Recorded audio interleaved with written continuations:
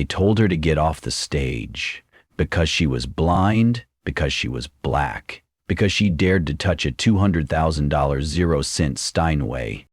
Silas Avery, a revered white pianist with decades of acclaim, stood in the wings and humiliated a teenage girl in front of a hall filled with silence and complicity. Her name was Lena Grace. She didn't shout. She didn't retreat. She simply sat down and played. But when they picked Lena, they didn't know who they were messing with. They didn't know Lena Grace had memorized masterpieces through the walls of classrooms she was never allowed to enter.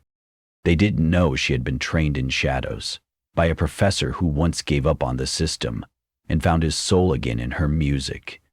What came next wasn't just justice, it was exposure. Before we go any further, comment where in the world you're watching from and make sure to subscribe, because the story you're about to hear isn't just about one girl, it's about all of us. Sunlight filtered through the dusty windows of the rehearsal hall. The stage was empty.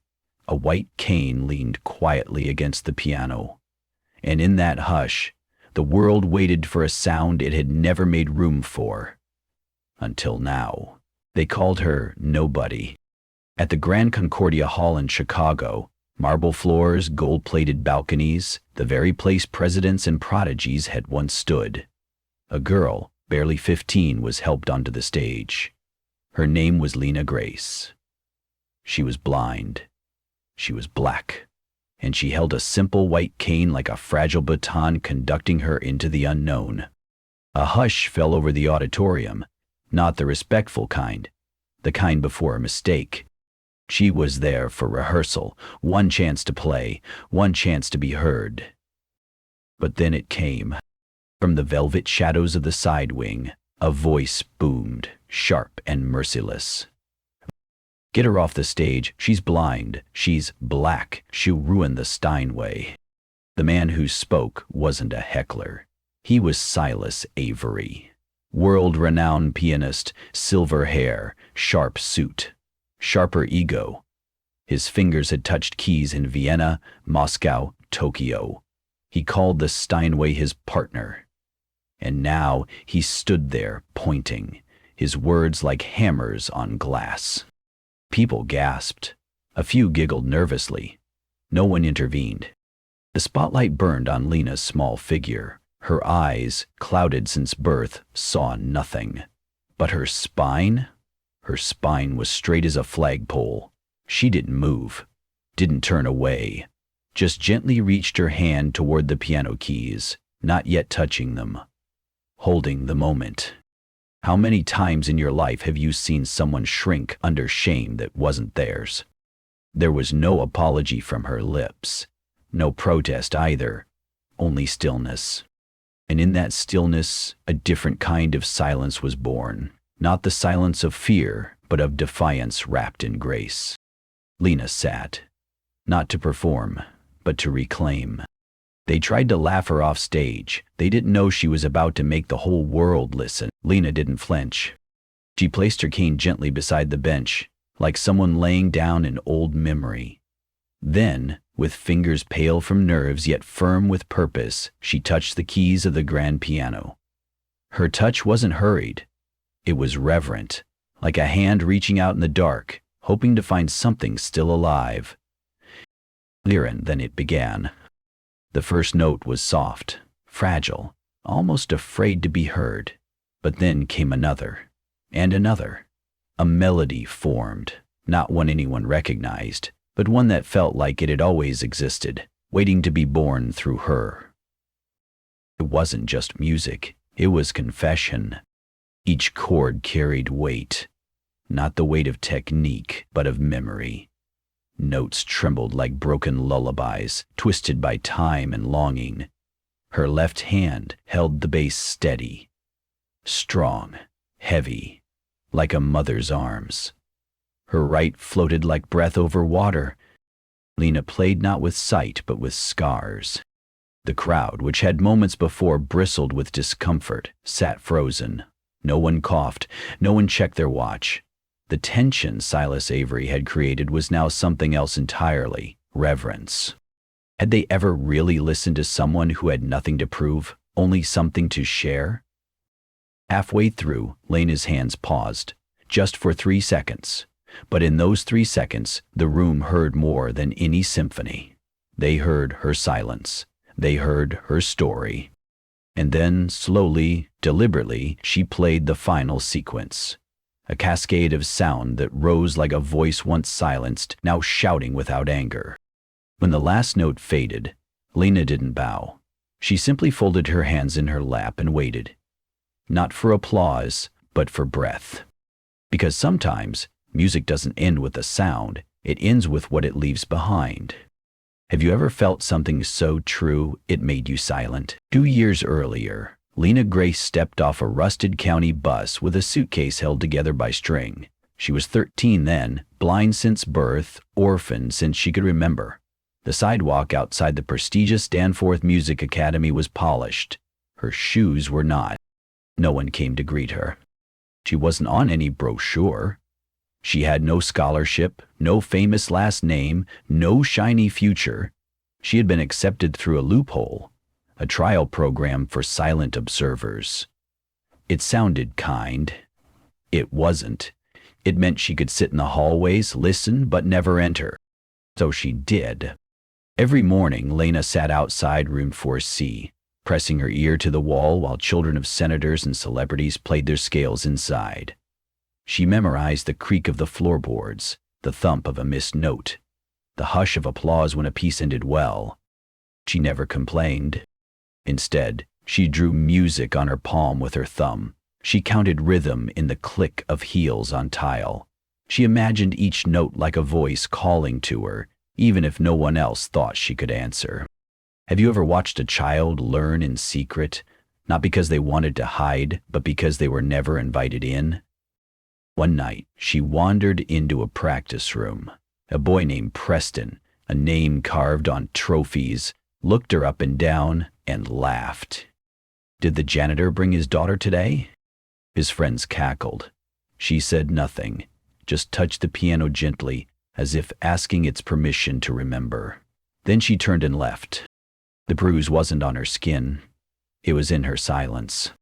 And yet, every day after that, she returned to the same bench. Not for approval, but because some voices grow strongest in places where no one is listening. Sometimes, the deepest music begins where love was never expected. On a stormy Thursday evening, the halls of Danforth Academy emptied as thunder rolled across the sky. Inside, lights flickered and doors slammed in the wind.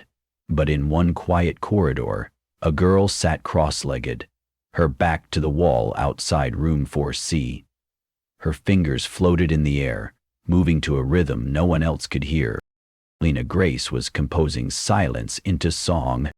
Unbeknownst to her, someone stood watching. Professor Malcolm Ellery, once a prodigy himself, had returned to Danforth after years away. His career had faded, not from scandal, but from exhaustion.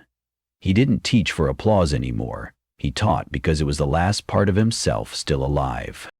He had stayed behind to collect a forgotten manuscript, but what he found was a girl playing an invisible piano, alone in the dark. "Are you listening to my lectures?" he asked gently, careful not to startle her. Lena didn't shrink. She only turned her clouded eyes toward the voice and nodded. "I'm just trying to visualize the fugue." Ellery's breath caught in his throat. Not many students understood what a fugue felt like. Even fewer could explain it without sight, without notes, without ego. She wasn't guessing. She was living the music. He sat down beside her, soaked from the rain, coat dripping onto the floor. For a long moment they said nothing, just listened to the storm outside, tapping against the windows like a timid metronome. "Don't apologize," he whispered. "Play it right." That was the moment everything changed, not with applause, not with discovery, but with permission. Have you ever waited your whole life for someone to say, "You belong here"? From that night on, Professor Ellery taught Lena in the shadows.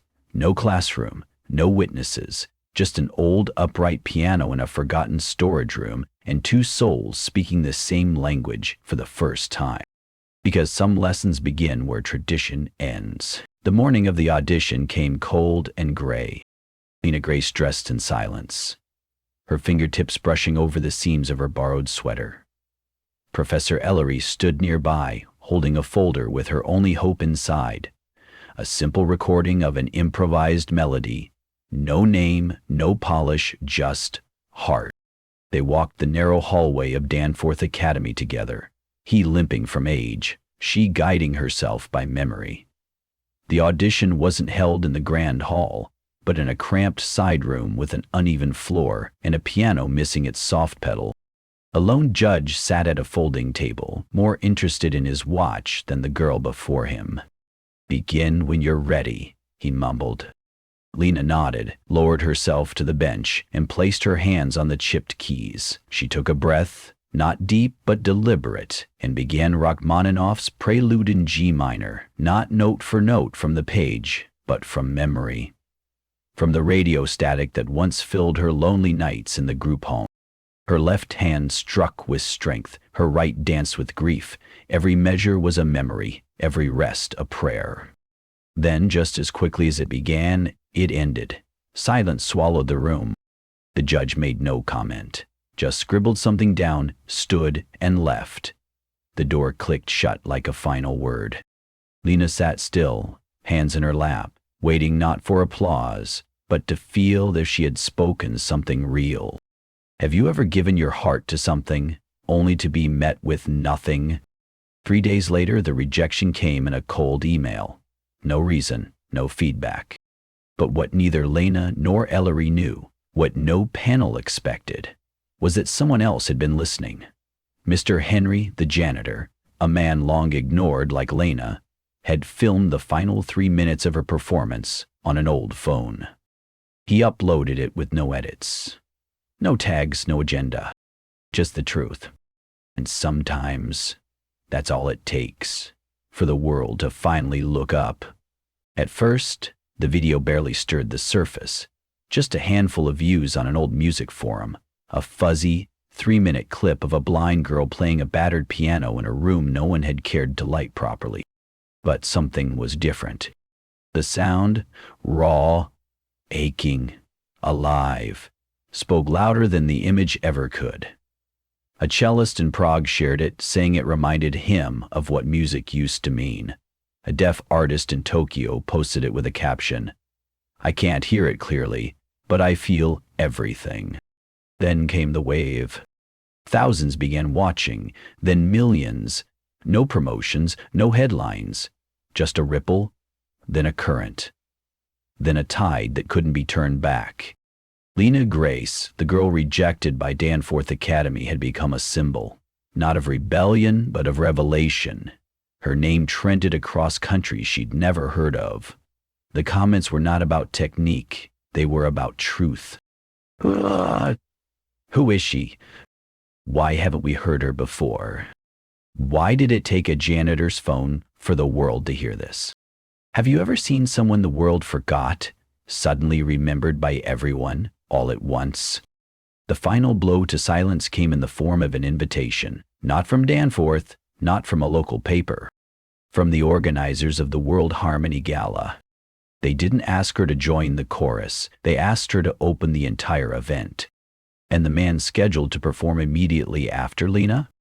Silas Avery. Yes, that Silas. The one who once demanded she be removed from the stage. Now the stage belonged to her, not because the world had changed, but because she had made it impossible for them to pretend she wasn't there. Because sometimes, the sound of one truth can drown out generations of silence. The night after her name was announced, Lena Grace didn't celebrate. While media outlets scrambled for interviews and brands chased her for endorsements, Lena sat quietly on the floor of her modest apartment, running her fingers across the smooth grain of the old wooden flute her mother once held. No music played, only silence, deep and steady like breath before prayer. The world had discovered her, but she wasn't searching for the world. 3 days later, a knock came at the door. A man in a sleek gray suit held out a bouquet of white orchids, and a golden-inked contract from Silvernote Records, 30 pages, 7 figures, a fast track to fame. Leah read none of it. Instead, she asked, "Do you know what a prelude is?" The man blinked, unsure. "An introduction?" She nodded. "Then what happened at the gala was just the beginning." "I'm not ready to be the center. I'm not done listening." She closed the door gently. No anger, just truth. Very thing others spend their whole lives chasing. From that day forward, Lena Grace vanished from the spotlight. No red carpets, no tour announcements, no tell-all interviews. But she didn't disappear. She became a quiet current beneath the surface of lives. A handwritten score arrived at a prison in Ohio, another in a children's hospital in Manila, a third tucked into the hymnal of a small church in rural Georgia. None were signed. Each bore only one line in Braille. "For the one who still hears, even when the world does not." Lena didn't need fame to be present. She only needed someone, somewhere, to play a note and feel a little less invisible. Because sometimes the greatest gift isn't to be seen. It's to help someone else feel heard. Danforth Academy never issued a public apology. They didn't write Lena Grace's name into brochures or hang her photo in the alumni hall. They didn't call her back, didn't offer an honorary degree. But something inside the old building changed, quietly, stubbornly, and forever. It began with a petition. 30,000 signatures. Musicians, teachers, doctors, janitors demanded Danforth create a space where sound belonged to everyone, not just the privileged few. Under pressure and shame, the board finally agreed. The new wing wasn't grand. No statues, no chandeliers. They called it the Echo Room. Inside, the floors were smooth, built for wheelchairs and bare feet. The lights were soft, with Braille labels on every wall. No golden plaques, no name-dropping faculty. Just rooms where sound was not taught, but felt, through cups, ropes, breath, and silence. And in the center courtyard, under an open sky, was a white stone wall. Nothing adorned it except one simple line etched in Braille. "Silence is not the absence of sound. It is where everything waits to be heard." There was no plaque with Lena's name. But students knew. They whispered stories about the girl who once listened with her fingertips, who once made a room of cynics cry without saying a word. Have you ever met someone whose absence was the most present thing in the room? Professor Ellery stood at the opening ceremony, now gray-hailed and slow-moving. He spoke only once. "This place is for those who were told music wasn't for them, but they heard it anyway." In the crowd, among journalists and donors, stood a man in sunglasses. Silas Avery. Once a giant, now a shadow. He didn't speak, didn't ask for the mic. He only looked at the white wall, eyes trembling, as if seeing for the first time everything he had refused to hear. Because sometimes it's not a voice that shakes the world. It is the silence it leaves behind. No one knew where Lena Grace went. 1 month after the gala, she vanished like morning mist. No tour, no farewell, just silence. Yet stories began to appear, not in headlines, but in whispers passed from hand to hand, heart to heart. In a refugee camp outside Amman, someone heard the soft cry of a flute at dawn. In rural Montana, a music teacher received an unsigned score with a note in Braille for the child who still dreams in rhythm. And in a school for the deaf in Seoul, a student who had never spoken began tapping out melodies with their feet. The melody had no name, but they all knew who it came from. Lena never returned to stages. She returned to people. She was seen teaching a boy in Canada how to listen with rice on wooden floors. In Ghana, village drummers said a girl once passed by barefoot, her steps forming a rhythm they still follow. In Lisbon, someone found a music sheet left under a bus bench titled, "For Those Who Don't Know What They're Waiting For." She was a ghost with a heartbeat. Have you ever felt someone's presence without needing to see their face? Meanwhile, back at Danforth, a new student named Elia found a hand-pinned score taped to the ensemble room door. No title, no instructions, just a message. For the ones who were never chosen, but still dared to play. She performed it at graduation. There were no flourishes, no perfection, just a trembling honesty that made the audience stand, not in praise, but in apology. Lena Grace never chased applause. She didn't need to. She gave others the courage to make the first sound in a world that had long kept them silent. And if you've ever doubted your worth, if you've ever wondered whether your voice matters, ask yourself this.